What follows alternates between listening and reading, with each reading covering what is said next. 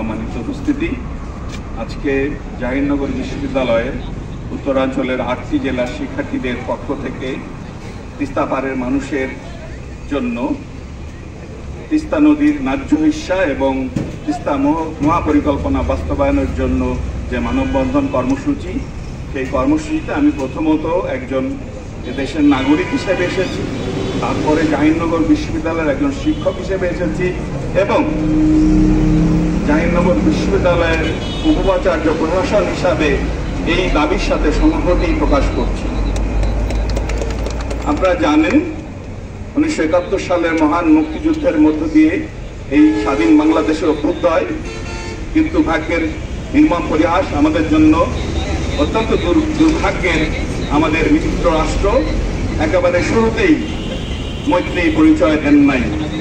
আপনারা জানেন বাংলাদেশের একটি সেক্টরের কমান্ডার, 9 নম্বর সেক্টর কমান্ডার মেজর জলিল বীর উত্তমকে উনি প্রথম গুমের শিকার হয়েছিলেন। এটা আমাদের জন্য অত্যন্ত পরিতাপের। এটা দিয়েই শুরু হয়েছিল। আমরা বলি মর্নিং শোজ দ্য ডে, আর আমরা যদি বলি মর্নিং শোড দ্য ডে, এটা দিয়ে বোঝা গিয়েছিল আসলে তাদের লক্ষ্য উদ্দেশ্য কি। বাংলাদেশকে মাথা উঁচু করে দাঁড়াতে হবে, মেরুদণ্ড সোজা করে দাঁড়াতে হবে। আমরা এরকম একটি বাংলাদেশই চেয়েছিলাম, কিন্তু আমাদের দুর্ভাগ্য আমরা সেই বাংলাদেশ পাই নাই। বাংলাদেশে নিপীড়নের মাধ্যমে আমরা দেখেছি জনগণকে দমন করা হয়েছে এবং জনগণের যে ন্যায্য দাবি, সেই দাবি আদায় করতে দেওয়া হয় নাই।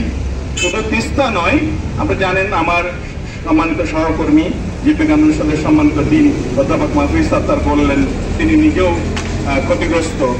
রাজশাহী জেলা, চাঁপাইনবাবগঞ্জ জেলা বাংলাদেশের একটা বড় অংশ জানেন যে যারা পদ্মা পাড়ে থাকেন তারা কিন্তু সকলেই ক্ষতিগ্রস্ত ফারাক্কা ব্যারেজের কারণে। ঠিক একই কারণে তিস্তা পাড়ের কুড়িগ্রাম সহ 8টি জেলা, 6টি জেলা আমরা বলতে পারি মূলত তারা হেভিলি অ্যাফেক্টেড, এবং সেখানে শস্য উৎপাদন কত ব্যাপকভাবে ব্যাহত আপনারা জানেন। এবং যখন বর্ষাকাল আসে সেখানে পানি ছেড়ে দেওয়া হয় এবং যখন শুষ্ক মৌসুম আসে তখন পানি আটকে দেওয়া হয়। এটি মৈত্রীর পরিচয় নয়। আমি বলবো বাংলাদেশের সাথে যদি সত্যি মৈত্রীর সম্পর্ক চান, বাংলাদেশের জনগণের সাথে মৈত্রীর সম্পর্ক স্থাপন করুন। কখন কোন সরকার আসবে সেদিকে না তাকিয়ে আমরা দেখেছি 5 আগস্টের আগে আপনাদের যে নীতি ছিল, 5 আগস্টের পরে সেই নীতি বদলে গেছে। 5 আগস্টের আগে আপনারা বাংলাদেশের গণতন্ত্র নিয়ে কথা বলেন নাই, বাংলাদেশের সাম্প্রদায়িক সম্প্রীতি নষ্ট হলে কথা বলেন নাই, কিন্তু 5 আগস্টের পর অনেক বলেছেন। এই নীতি থেকে সরে আসতে হবে। ভারতের সাম্প্রদায়িক সরকার ভারতের জনগণকে বিভ্রান্ত করেছে এবং বাংলাদেশে নিপীড়নমূলক একটা রাষ্ট্র ব্যবস্থা কায়েমের জন্য যথেচ্ছাচার চালিয়ে গেছে বলে আমার কাছে যে এদেশের জনগণ সেটা কিন্তু ঠিকই বুঝে। আমরা চাই প্রতিবেশী রাষ্ট্র হিসাবে মৈত্রীর সম্পর্ক কাজের মধ্যে দিয়ে প্রমাণ করতে হবে। তিস্তার যে ন্যায্য হিস্যা বাংলাদেশের অভিন্ন নদী হিসাবে, সেই ন্যায্য হিস্যা দিতে হবে। আর এই অন্তর্বর্তীকালীন সরকারের কাছে আহ্বান, তিস্তাপাড়বাসীর জাহিরনগর বিশ্ববিদ্যালয়ের সকল শিক্ষার্থীর সাথে একসাথে হয়ে বলতে চাই যে তিস্তা মহাপরিকল্পনা আপনারা বাস্তবায়ন করুন, নভেম্বরেই শুরু করুন, যাতে করে আমরা একটা আপনাদের সময় নির্বাচনের আগেই একটা তাৎপর্যপূর্ণ অগ্রগতি আমরা দেখতে পাই।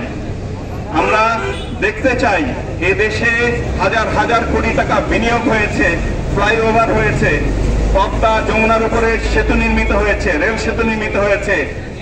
আমরা অবশ্যই পারবো।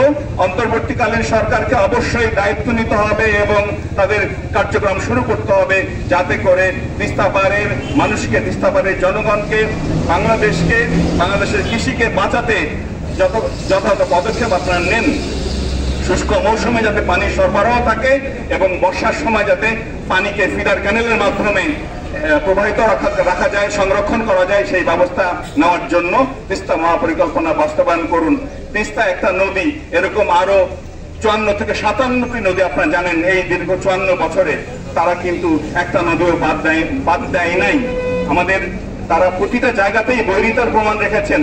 তারা ভারতের জনগণের বা ভারতের কোন গোষ্ঠীর স্বার্থ দেখছেন, কিন্তু বাংলাদেশের জনগণের স্বার্থ তারা দেখেন নাই। তারা যদি সত্যিই মিত্র হতেন তাহলে এই বিষয়গুলো তারা নজর দিতেন।